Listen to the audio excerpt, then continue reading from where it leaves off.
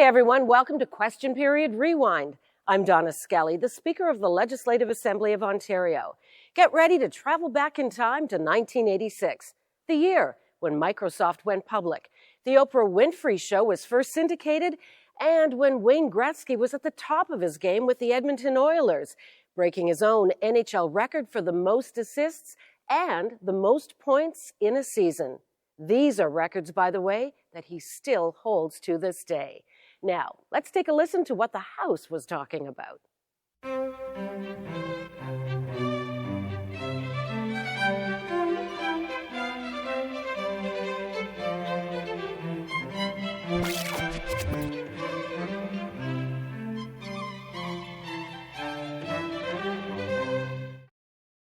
The next item under routine proceedings will be oral questions.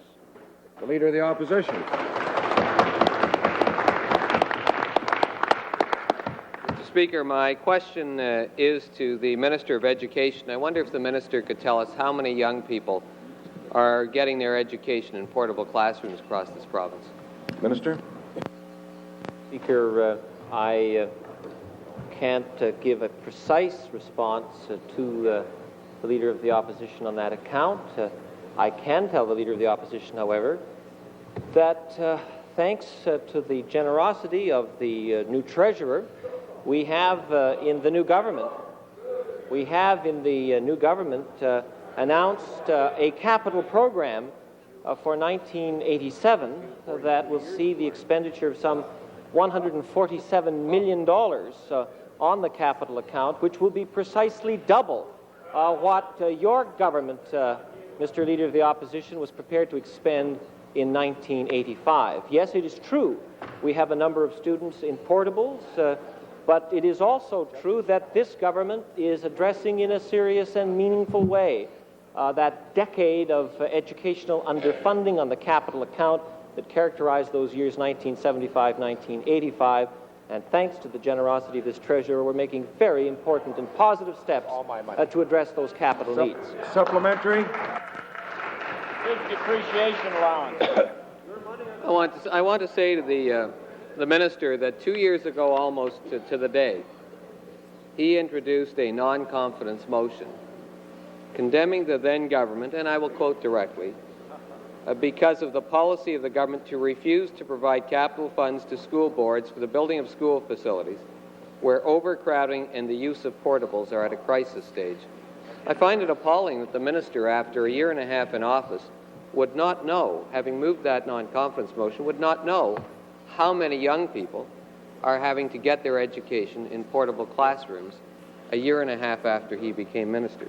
I want to draw to his attention a publication which just came out today, put out by the Ontario Public School Trustees Association, which describes, I will say in red outline, the capital funding crisis faced by the public schools of Ontario. They indicate that this year 50,000, I will offer that information to the Minister who doesn't have it, 50,000 young people will be getting educated in portables this year, and next year it'll rise to 60,000. Question, please. My question to the Minister is this. He has spoken earlier of the Treasurer's generosity in trying to solve this problem. I wonder if he could inform the House as to how generous the Treasurer was in 1986 in increasing the capital grants to alleviate this problem. Minister.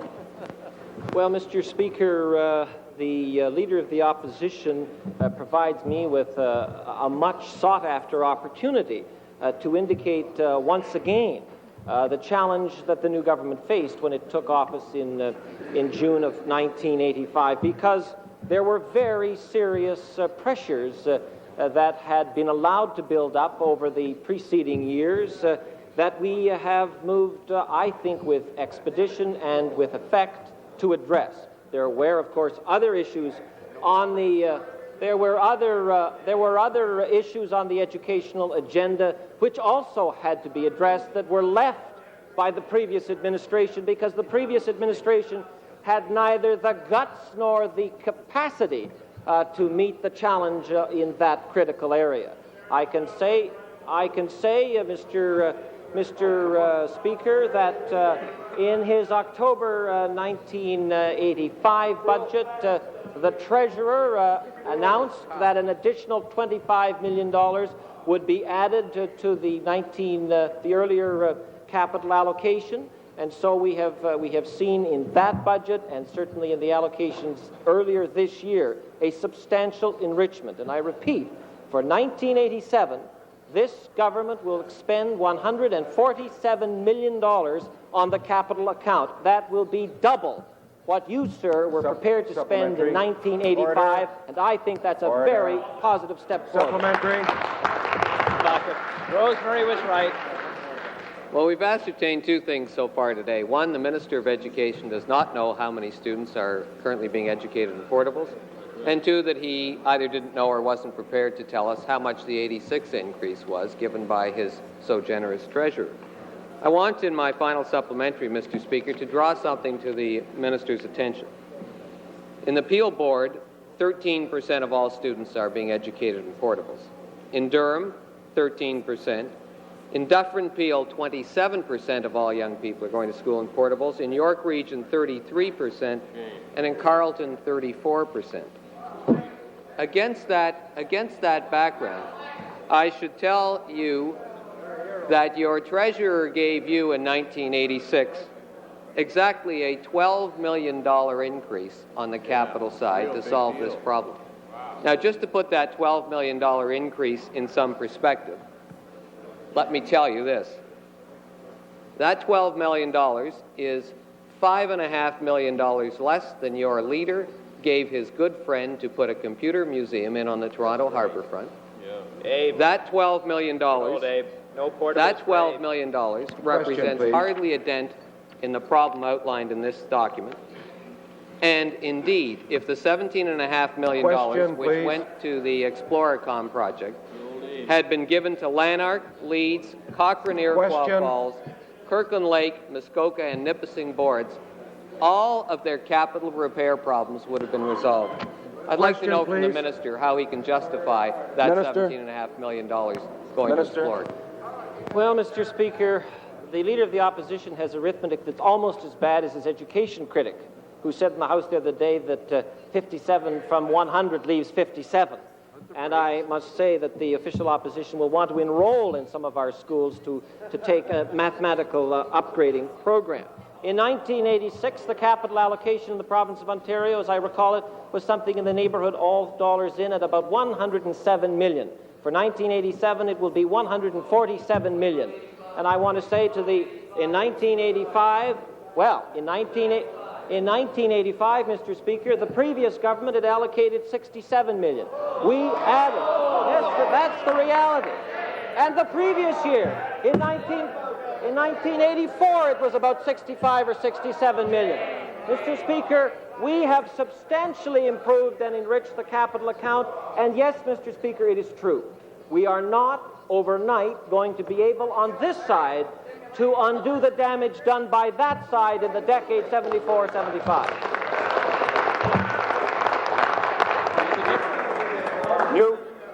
New question.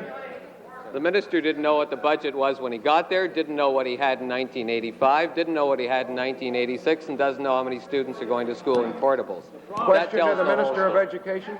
My question, Mr. Speaker, my second question, Mr. Speaker, is to the Attorney General. Now, I remind the Attorney General that we have questioned him several times about his government's failure to press charges to get the Morgentaler Clinic closed. And every time we've asked him, he has told us quite eloquently that he could not, and we have the quotes here, he could not tolerate a government which instructed the police to lay charges. This morning, we read in the newspapers that the Solicitor General has, quote, ordered police forces across Ontario to begin to lay charges this Sunday in an aggressive way against those violating the Retail Business Holidays Act. Which is it, Attorney General? Do you have the power and do you instruct the police forces when to lay charges? Or do you not, as in the case when you want to hide from the Morgentaler situation? No, the honourable member won't want to take advantage of a difficult and contentious issue about which he is not apparently prepared to express his own opinion, so I will make no reference to it. As the honourable member well knows, Mr. Speaker, the power of the Attorney General does not include instructing the police about charges that they should or should not lay. The power of the Attorney General is to invite an investigation if one is appropriate in his opinion, and to exercise his powers under the Criminal Code if he sees fit to do so. The Solicitor General, as the minister responsible for the police, may have other capacities. Supplementary? Well, may I ask the Attorney General, who is the Chief Law Officer of the Crown, whether all these months when he has been answering these questions, he has been drawing a fine distinction between the Attorney General's power to authorize or invite police to lay charges and the powers of the Solicitor General. Because if that's the case, he might well have been factually accurate on the record, but he will have left an impression in this House quite the reverse to perhaps what, shall we say, is accurate. So my second question to allow the Attorney General to clarify the record is this. Is he telling the House that the Attorney General has no power to and should not instruct police as to when to lay charges, but that the Solicitor General does? Attorney General? I am trying to follow precisely the fine line that the honourable leader has suggested. As his colleague, who knows more about the matter from an Attorney General's perspective, would confirm for him that the Chief Crown Law Officer is neither a policeman nor responsible for the police. It is true that when the police conduct an investigation, they are entitled to approach a Crown Attorney for legal advice as to the efficacy of the evidence that they have collected. But it is a policeman's responsibility, just as it is any informant's responsibility, to satisfy himself, with or without legal advice, that he has reasonable and probable grounds to lay a charge. If there are people like the Honourable Leader of the Opposition who think that the Attorney General of the province is something in the nature of a policeman, he's quite wrong. The Attorney General of the province is the Chief Law Officer of the Crown. Final supplementary? Well, of course, the Attorney General has treated us to yet another one of his lectures, but he has not answered the question. With respect, Attorney General, let me read you the quotes which are causing the confusion, which I'm inviting you to clear up.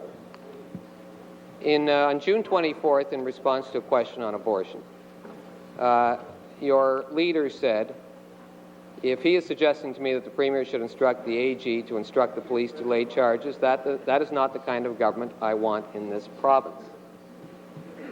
Yesterday, you assured us in the House, that, as you did a moment ago, that the Attorney General does not tell the police when to lay charges. Another time yesterday, you said, quote, we have been laying charges where infractions occurred. That's what you said yesterday in the House. This morning, the Solicitor General said that he had instructed that charges be laid on Sunday. Now, our simple question, Attorney, is this.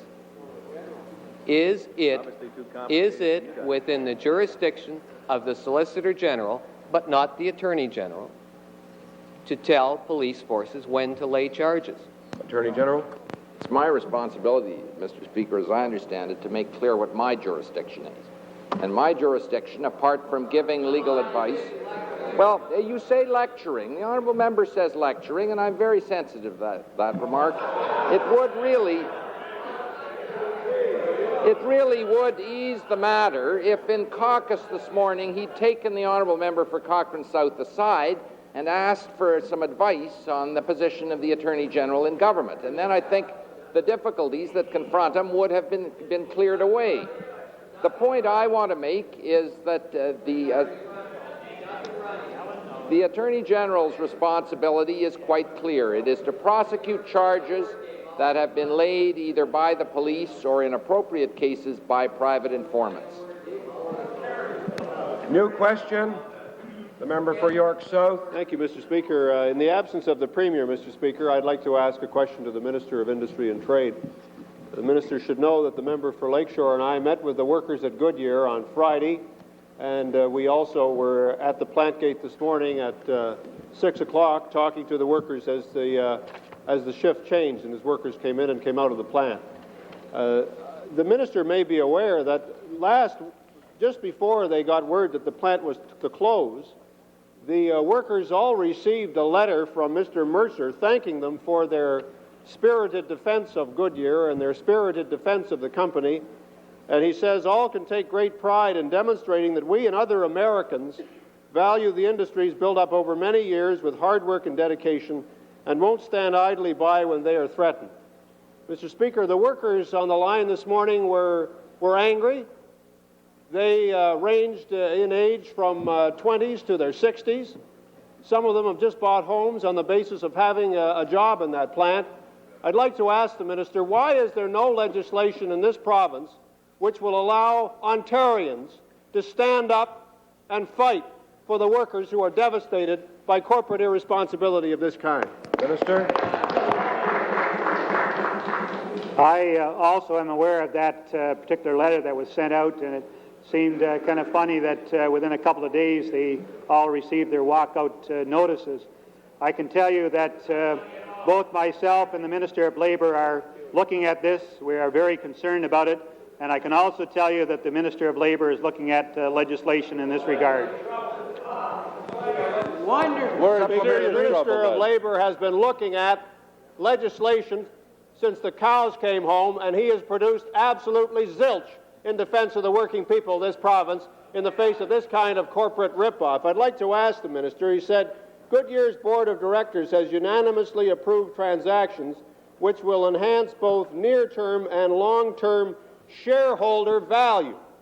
I'd like to ask the Minister of Industry and Trade, can he tell us what piece of legislation, what law, what leverage the workers at Goodyear can refer to which will protect not shareholder value, but worker value in the most important investment they have, their job. What are you going to do to make sure they get that protection which isn't there right now? The leader of the third party is likely aware that we have also written to Mr. Mercer asking for certain things or certain considerations be given to the workers. But I will say that the Minister of Labour in this government is very concerned about the workers in this province and is working very hard on this particular issue. Speaker, by way of supplementary, if the minister has not answered my question, I've asked it twice, I will ask it again. What legal power, what legal leverage, what law do you have on the books which will allow you to deal with Mr. Mercer when he doesn't answer your letter? Minister? Well, first of all, I would hope that Mr. Mercer will answer our letter and that we will even be able to meet with him. And as I mentioned to you before, the Minister of Labour is looking at legislation of this type. Proactive. Well, Mr. Speaker, I'm glad the minister set up his colleague, the Minister of Labour, because I have some questions for him as well. I'd like to ask the minister a question relating to his area of strength, industrial health and safety, where he has, of course, been an absolute tiger on behalf of working people. He may be aware, Mr. Speaker, come on, that the tabbies seem to be rather quiet on that. He must be aware, Mr. Speaker, that five workers have died at Port Arthur Ship since 1983. He must be aware that charges were laid after 3 men burned to death in February of 1983. Further charges were laid after 2 men were electrocuted in June of 1983, and it took until October of 1986 for the Ontario Court of Appeal to confirm 2 earlier rulings that, in fact, a ship was not an industrial establishment, and therefore the workers had no protection. Therefore, one charge was dismissed, and the other set of charges, again, in respect to the 2 men that were electrocuted, were withdrawn by the ministry. I wonder if the minister can tell us, have the regulations been changed since the court decision on October the 2nd, 1986? Minister? Mr. Speaker, my understanding is that the change that will be required is a change in the Act, and we are well aware of that very, first of all, the very tragic situation that occurred in the shipyard. We're also aware, obviously, as the member points out, Mr. Speaker, we're aware of the difficulties that that had one prosecution fail and forced us to withdraw another prosecution. Mr. Speaker, I can assure the honourable member that matter, and when changes come forward in the not-too-distant future, that matter will be addressed in those changes. Supplementary. Mr. Speaker, can the minister then confirm that a justice of the peace made a decision on May the 4th, 1984, that a provincial court judge made a decision on May the 30th, 1985, a year later, a decision of the Court of Appeal on October 1986, can he confirm that what he is saying is that the workers at Port Arthur Ship are no more protected today than they were back in 1984? Is that what he's saying? Minister. Well, I think, Mr. Speaker, the concern the honourable member raises is one with, in terms of prosecution, and that's certainly one aspect. This is a very troubling case. We want to ensure that when we move forward with amendments to the Act, that we'll be closing all the loopholes. Mr. Speaker, that's what we intend to do in the next short while. The honourable member points out quite correctly, Mr. Speaker, that the Court of Appeal decision was in the last short while, and that indeed until about 2 weeks ago, we were reviewing the impact of that Court of Appeal's decision. Final supplementary. Mr. Speaker, I wonder if the minister can tell us how he feels as the Minister of Labour, knowing that there are 5 people who have died in situations where his ministry felt sufficiently moved to get off its butt and prosecute. Workers are still at risk. How can you sit in your seat, stand in your place today and defend yourself when in fact you, on your own admission, are leaving the working people of this province at risk because of your failure to change the law? Mr. Speaker, I think the honourable member would want to acknowledge that what we're talking about here is prosecution, and that is really the problem. That does not speak, Mr. Speaker. That does not speak, Mr. Speaker, to whether people are protected or not. With all due respect to the honourable member, the leader of the third party, it does not. Mr. Speaker, I gave the honourable member and the House an assurance that this matter will be dealt with in amendments to the Act, which I hope to bring forward in the not-too-distant future. We will do that. There will be amendments to the Act, and I'm sure the honourable member, when he sees those amendments, will be as pleased as I think all members of the House, and indeed the workers of the province will be as well. New question. Leader of the Opposition. Mr. Speaker, I should like, on a point of privilege, to correct the record. I gave information, or may have left an impression, which was not entirely correct. I had suggested, I think, that there are 50,000 young people getting educated in portables across the province. In fact, there are 50,000 young people in portables in only 6 of the 173 school boards. The grand total would be more like 150,000. New question.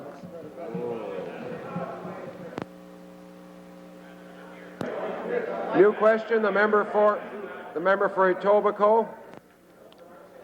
I have a question to the Minister of Trade in relationship to his statement yesterday. Would the Minister not confirm that Mr. McKinnon on November the 13th, in fact, indicated to the Public Accounts Committee that the main and only assets of WIDA were the intellectual assets of the company? And can you tell us how you put those assets into receivership, and what kind of guarantees do you have to protect the $3 million that you've just lost to the Ontario taxpayer? Minister. First of all, Mr. Speaker, we don't believe that we have lost $3 million. We feel that the people are very important assets, and when they, in fact, 3 of the vice presidents testified yesterday morning before the judge when we were looking for a receiver, and those 3 vice presidents talked about the value of the assets of the company and the product, saying it was a very good product, and it is hopeful that those employees will stay with the company. Would the minister confirm whether or not Mr. Dobzynski is in Canada at the moment, or whether, as we understand, he is no longer in Canada? Would the minister not confirm that the main assets of the company are the software that he has with him out of the country, and indeed the creativity and ideas that he has in his head? How do you put Mr. Dobzynski's brain into receivership And why do you not agree to a judicial inquiry to find out exactly what has happened to the assets and the $3 million of the taxpayers of Ontario? I understand that Mr. Dubinsky is not in the country. It's not known at the present time, although it's being looked into as to whether he has the tapes with him. We have copies of the tapes, and we also have, we had the people start not in their work on Friday. They came to work on Monday, will be there, and it is hoped that they also form a great asset of that company and will continue to be with the company. New question. I'm surprised you didn't sell him UTDC. Order.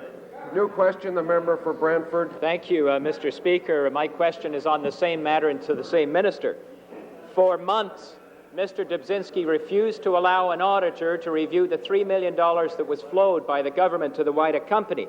Now, Mr. Dubzinski, as the minister has indicated, is out of the country, and one of your officials was quoted this morning as saying, "We doubt that we'll ever see him again," and that Mr. Dubzinski has taken with him copies of Wida's newly developed software. Now, my question to the minister is, has the minister determined the truth or otherwise of his official statement, and can the minister outline to the House whether he has yet been successful in contacting Mr. Dubzinski and persuading him to come back here and face the music? Minister. As I mentioned, Mr. Dubzinski is not in the country. We are trying to locate him, and as was mentioned yesterday, we have placed the company in the hands of a receiver, and we hope to make the company viable. Order. Thank you. Order. Order. Supplementary. Thank you, Mr. Speaker. The minister has not answered the question. An official of your ministry has told a media outlet in this city that he does not expect to see Mr. Dubzinski again. I believe this House has a right to know on what information that assumption was based. There are millions of dollars missing, and hundreds of thousands of it, as the minister knows, were signed over personally to Mr. Dubzinski. Now, by way of supplementary, will the minister indicate what steps have been taken? Has the OPP been called in to find this man and this money? And will you now concede that what is necessary is a judicial inquiry to recover as much of the public's investment as possible? Right. Minister.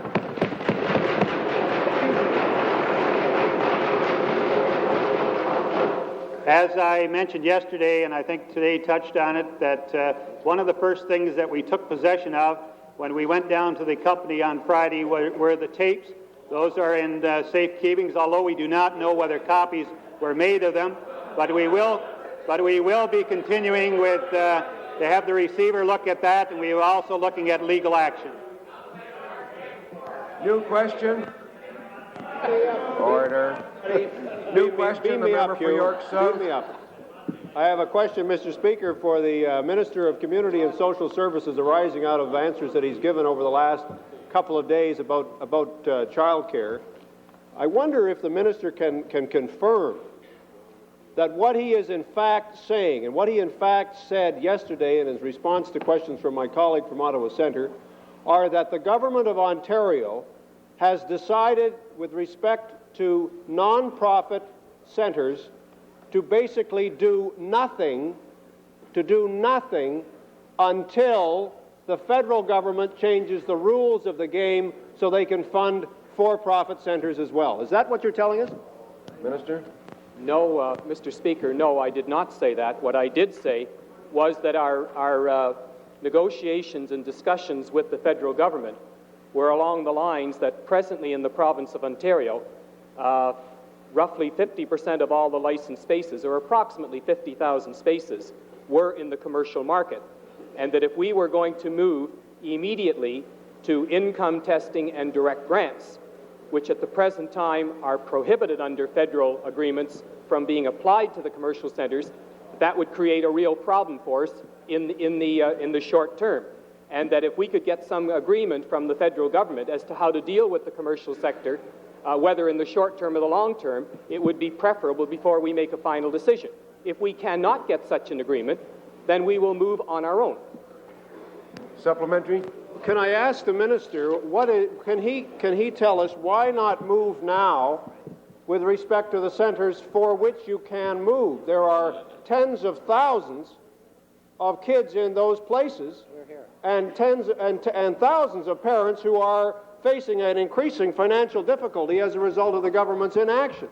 Can the minister tell us why those families that are using nonprofit centers should be held to ransom by your determination to fund for-profit centers as well? Why should we punish those kids and punish those parents just because of your predilection for funding commercial centers?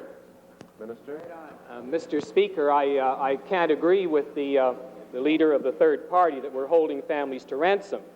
What I would remind him of is that we have in fact increased the total number of subsidized spaces in this province in just a little over a year by 10,000. That's a 50% increase. I would also remind the leader of the third party that there are approximately 50,000 children in the commercial sector that also have to be considered, and the families of those children that have to be considered. Whether philosophically or ideologically he agrees that such should exist, in fact they do exist. And in some communities, they are the only available source of child care. We simply cannot turn our backs on them. We want to negotiate with the federal government, and as a matter of fact, there is a meeting scheduled at the present time for January the 26th between the members of social services across this country and the federal minister to deal with this issue. We hope to resolve it at that time. If there is a clear signal from the federal government that they're not prepared to resolve it, then we will take action on our own with respect to the non-profit and municipal centers.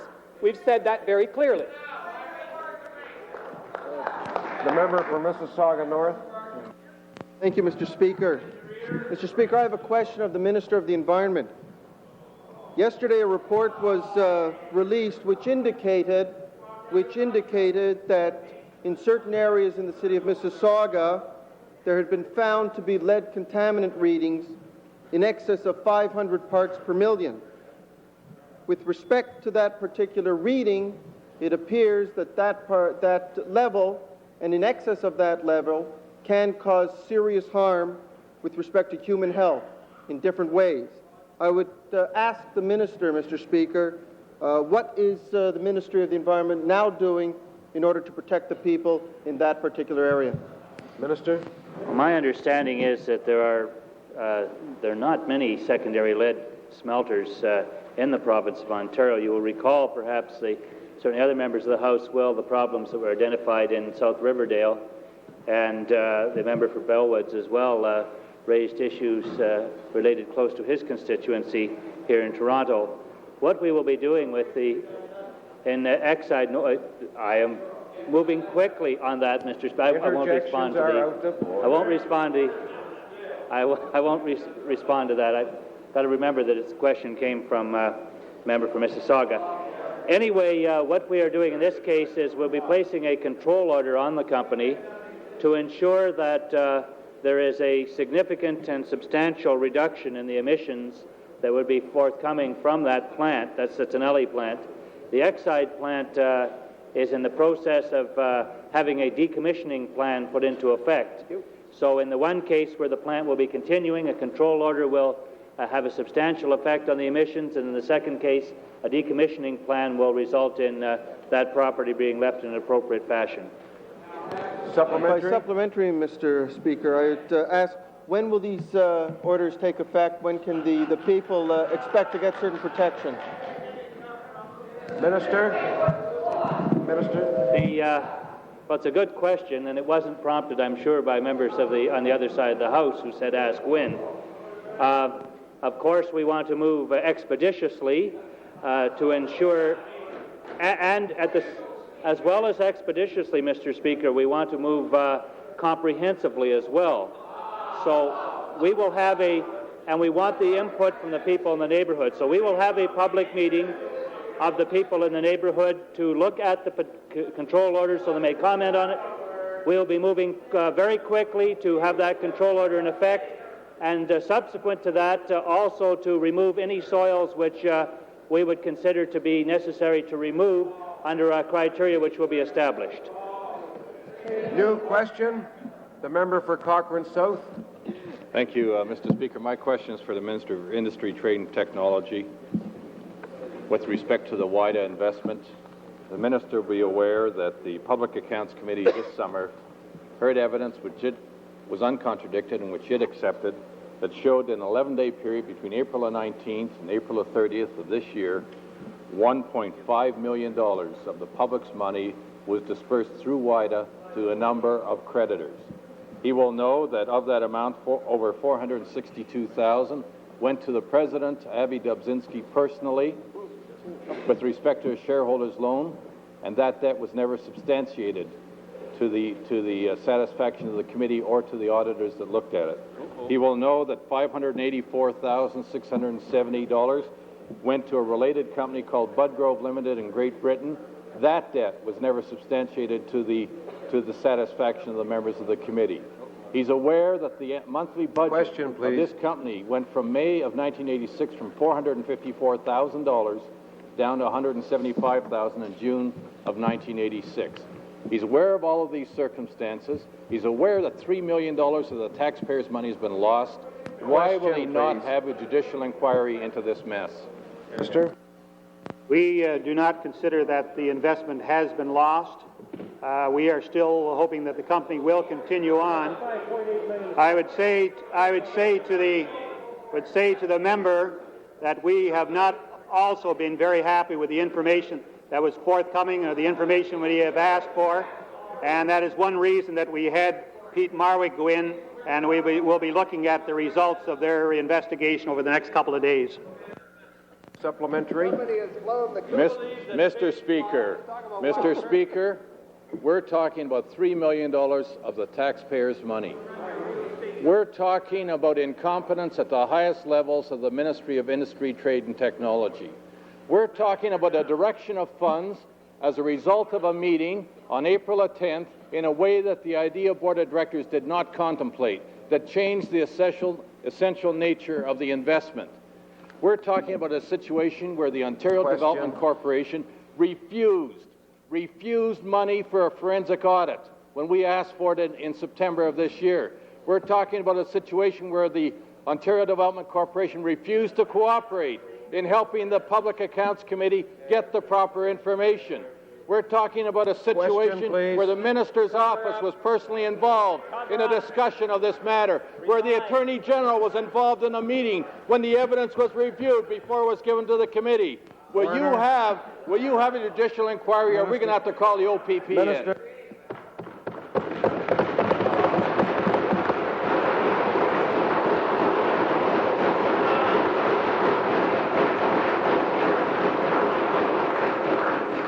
What you are talking about is the IDEA Corporation that you set up with a board of directors underneath your appointment.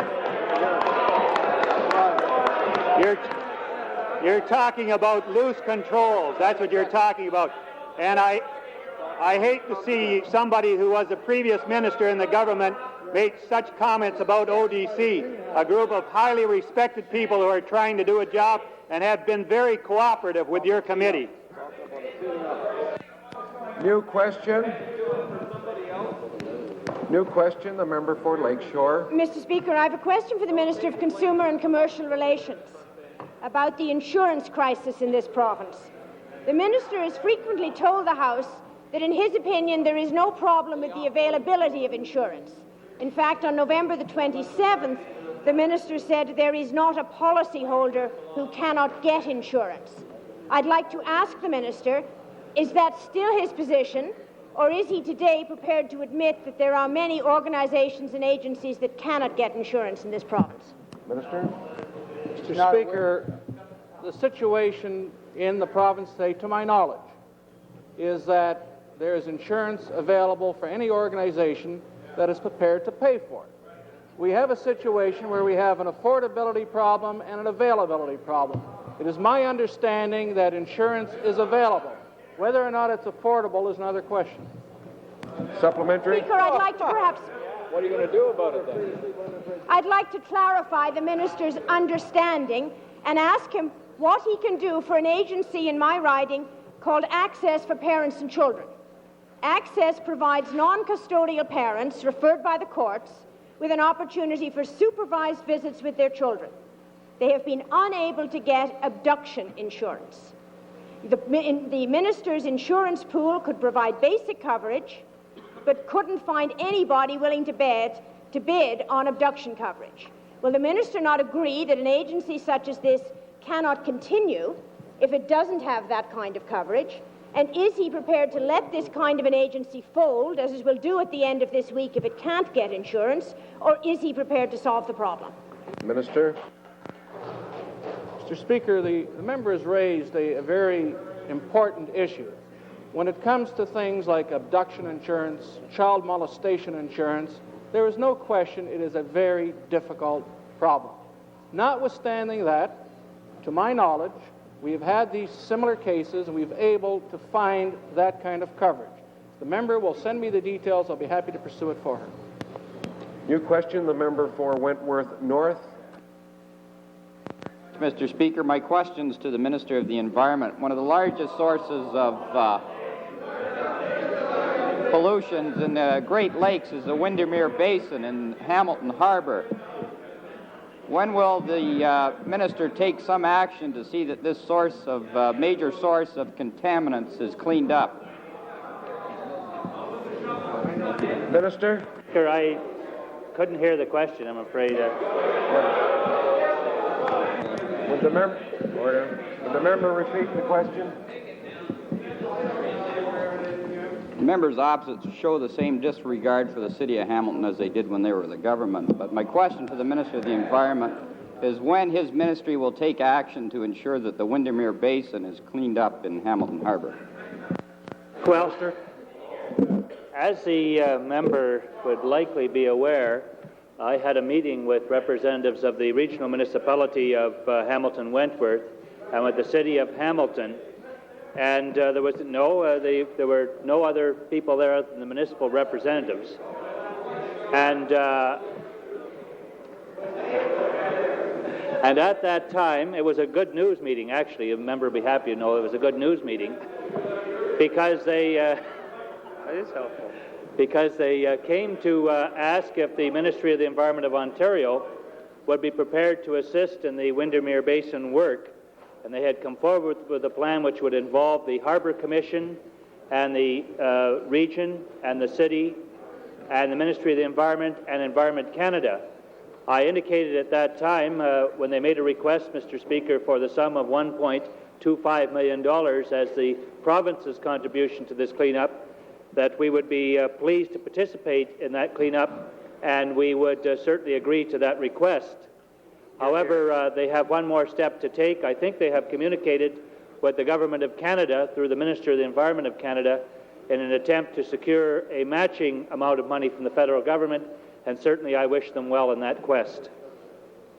New question, the member for Brantford. Thank you, Mr. Speaker. My question to the Minister of Industry, Trade and Technology regarding WIDA. I'd like to quote you, Mr. Minister, what Mr. David McKinnon, the head of ODC, told the Public Accounts Committee on the 13th of November of this year.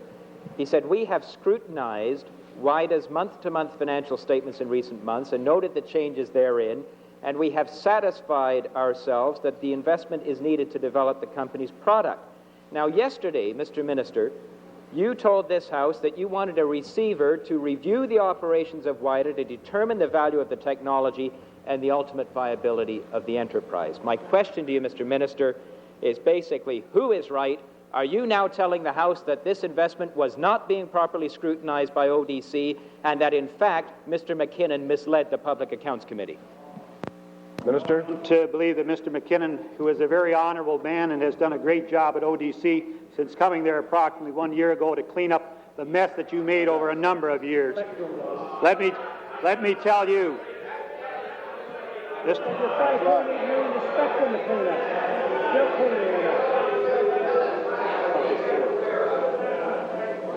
I believe that Mr. McKinnon stands by the comments that he made the other day. You will recall that one of the reasons that we went to Mr. Dubinsky was to get additional information from him for the Public Accounts Committee, who were considering giving him additional funding. And it was at that time that he did not oblige us by giving us that information, and that is one of the reasons that we brought in the receivers.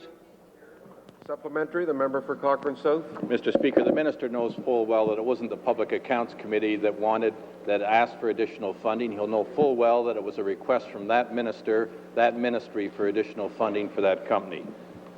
Mr. Minister, we've got a situation where the Premier of this province refused to give documents to the Public Accounts Committee. Mr. Carman of his office, his principal secretary, refused to give us documents. Ontario Development Corporation promised that they would have a full audit done of the WIDA books. They came in with a financial review and admitted that they didn't audit.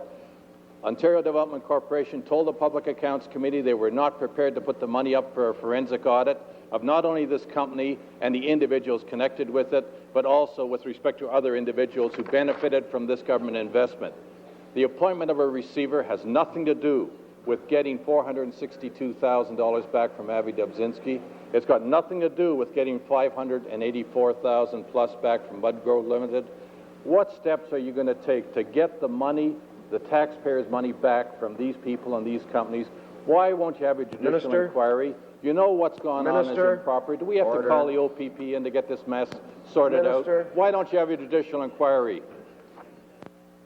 Of course, we feel that by having the company of Pete Marwick go in and do an audit of the books will answer some of these questions that you're asking and that we also want to know the answers to. New question, the member for Windsor Riverside. Thank you, Mr. Speaker. I have a question for the Minister of Labour.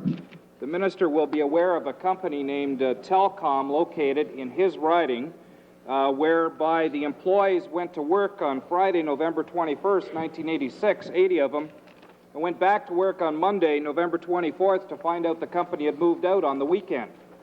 I'd like to ask the minister, in view of the fact that a letter was sent out to those 80 employees by the company on September 5th, which they state, your improved efforts have begun to make a success of our Canadian operation. The quality and production levels have improved, and I wish to take this opportunity to thank all of you. When are you going to bring in legislation that will force companies like this to justify a plant closure before they can let 80 people in your riding go without a job and simply allow them to hang like they did and move out on a Saturday, just completely abandon the plant? When are you going to bring in legislation to enforce corporate responsibility? Well, Mr. Speaker, we've indicated for some time that we were preparing legislation along those lines. And, Mr. Speaker, I just asked my friends in the third party that perhaps they've forgotten the accord. They've forgotten the accord. This is a matter to be brought forward within the 2-year period of the accord. The last time I checked, we're in the 18th month. We are well along in our preparation for legislation improving this very important area in Ontario's protection. Mr. Speaker, one of the problems is that we took a look at the justification legislation in every other jurisdiction of Canada, including Manitoba. And you know what, Mr. Speaker? There isn't any. Stop here. Supplementary. No successor rights either. Mr. Speaker, when the Minister of Labour was in the official opposition, he had no problem with advocating justification legislation. Why can't you bring it in now that you're government? I'd like to ask the minister, is he aware that in addition to this company just running out of our country, that during the time that they were located in the last year, they received subsidies under the following programs: Futures, Training in Industry and Business, Job Development federally, and the Work Activity Program. All of these programs subsidize the wages of this company. Can the minister tell me whether there's been any investigation to find out whether this money can be recouped or what guarantees were given in return for this money? Minister. Well, Mr. Speaker, I regret that the honourable gentleman has asked the question of the wrong minister, but since I'm on my feet and answering the question, I would want to remind my friend from Windsor Riverside and my friend from Bellwood that it was my constituency office which raised the issue originally with the Employment Standards Branch. I would also want to remind and inform my friend from Windsor Riverside that today an order to pay for $69,300 was issued for the termination notice. For the 7 weeks termination notice, it wasn't given. Order. Order. Order. The Minister of Labour has a Order. The Minister of Labour has a response to a question previously asked by whom? Thank you, Mr. Speaker. Mr. Speaker, yesterday the member for Hamilton West asked what I intended to do upon to remove an enemy of Rambo doll called Nomad from the shelves of Ontario stores.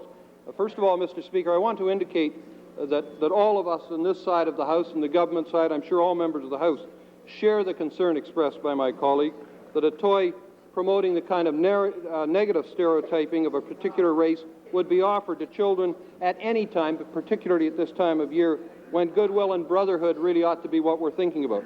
Mr. Speaker, this morning I had a chance to speak with Mr. Mike Richards, who's the Vice President of Marketing for Coleco Industries, the manufacturer of this doll. I'm pleased to advise the House and the honourable member that Coleco Industries has agreed to request all distributors of the doll to withdraw the doll from their shelves immediately. Mr. Richards assures me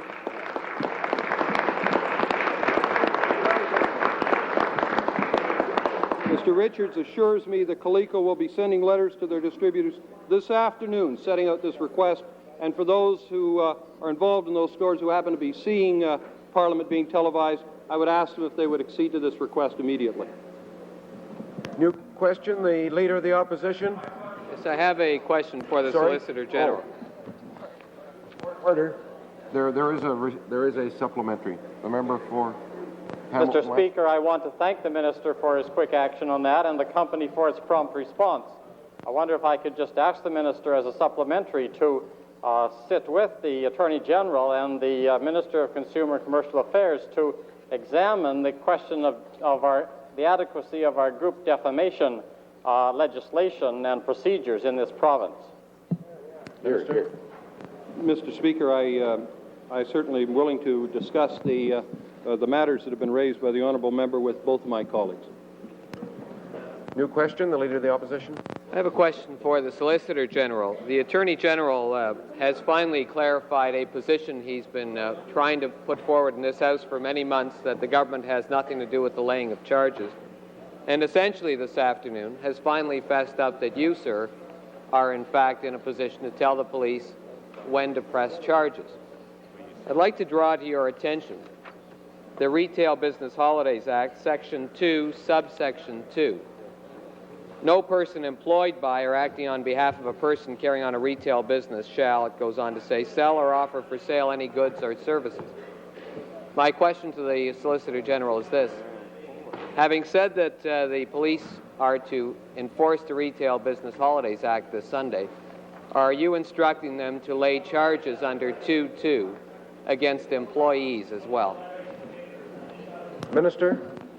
Mr. Speaker, I don't want us to become involved in this House, as so often does, in a game of semantics, so I trust that anything I say will be taken in the appropriate vein in that regard. But that is that, as you know, our communication from the Solicitor General's ministry goes through the Ontario Police Commission, which is a very viable entity underneath my jurisdiction, which makes direct communication with all police forces.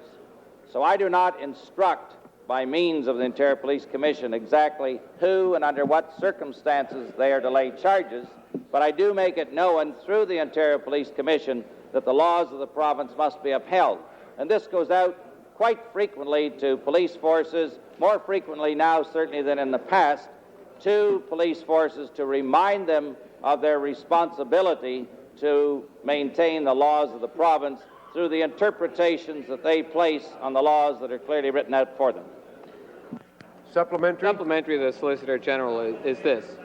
Through the mechanism which you've just described, we know that you don't instruct them to charge anyone specifically, but you may indicate, quote, vigorous law enforcement take place with respect to the Retail Business Holidays Act. That is a quote from your spokesman, Mr. Norton. I wonder if you could tell us simply whether you, through that process, will be indicating to them that both Sections 2.1 and 2.2 of the Retail Business Holidays Act be enforced, and that therefore they should be laying charges against both employers and employees. Is that the general instruction you've issued? Instructions are more general than that, as I indicated before. I do not attempt to, through the OPC again, try to tell them under what sections of any act they lay charges, and I simply have, in my request yesterday to the OPC, I asked that they send a directive to police forces reminding them that the laws of the province must be upheld, and in particular at this time of the year, the Retail Business Holiday Act. New question? The member for Essex North would like to ask a question.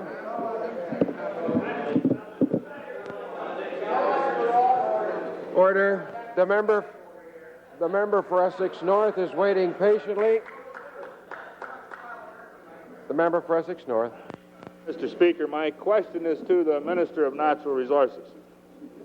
The Minister will be aware from the figures I released on Friday that in October the levels of Lake St. Clair, Huron, and Erie were above the previous high levels recorded for that month.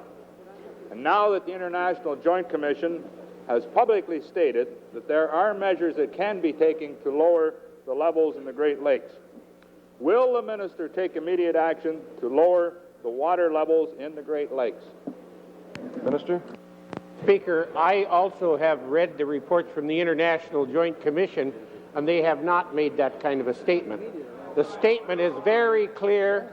The statement is very clear in the terms that they will be examining all of the options that might be undertaken. They're not suggesting that they're going to take action on those particular initiatives. Supplementary? I suggest that the Minister read this report very carefully, especially page 4. And I'm asking the Minister to take action. I'm not asking what kind of action the International Joint Commission. He should be using some of his authority. When the Minister's task force traveled around the province and toured some of the areas with the high water problem, several people and groups told that task force that the way of solving this problem of flooding was to lower the water levels. They responded, the task force responded, that lowering the levels or discussing lowering the levels was not part of their mandate. Will the Minister tell us why the task force was not allowed to discuss ways and means of lowering the lake levels? Minister? Mr. Speaker, the task force done one of the best jobs that's ever been done in examining the whole circumstance.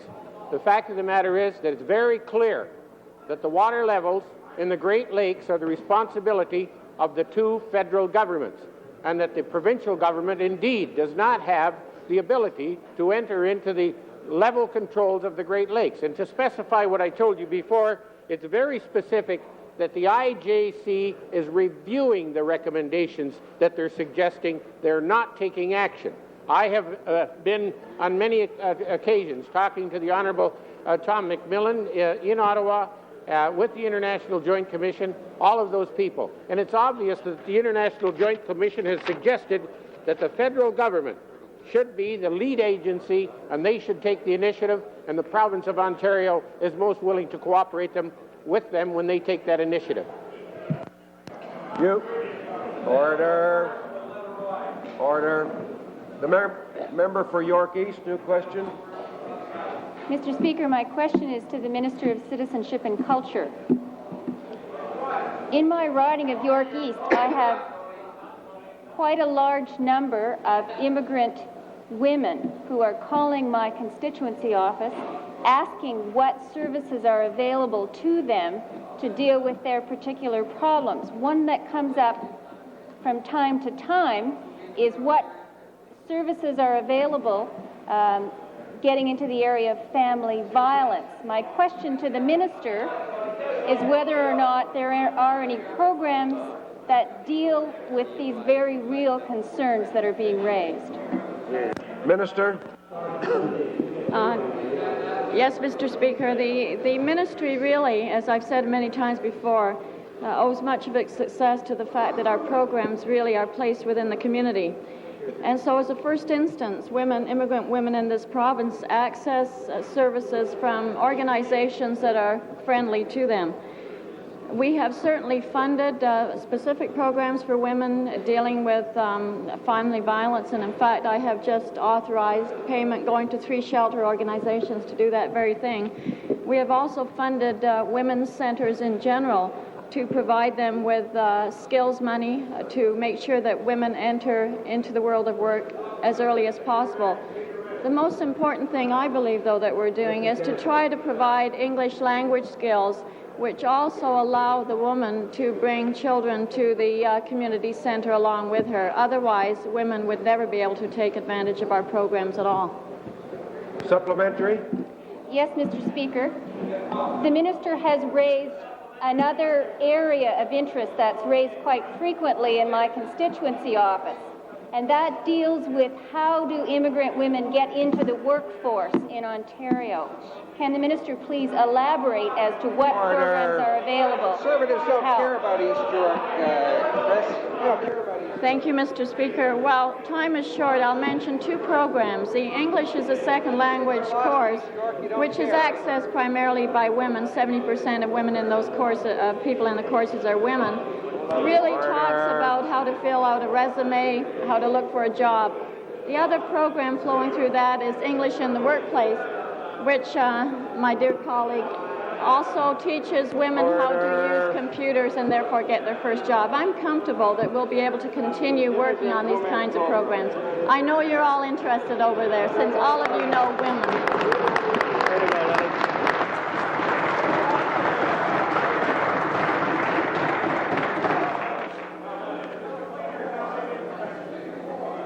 Order. Order. Pursuant to Standing Order 30, the member for Carleton Grenville gave notice yesterday of his dissatisfaction with the answer to his question given by the Attorney General, and this matter will be debated at 6 p.m. this evening.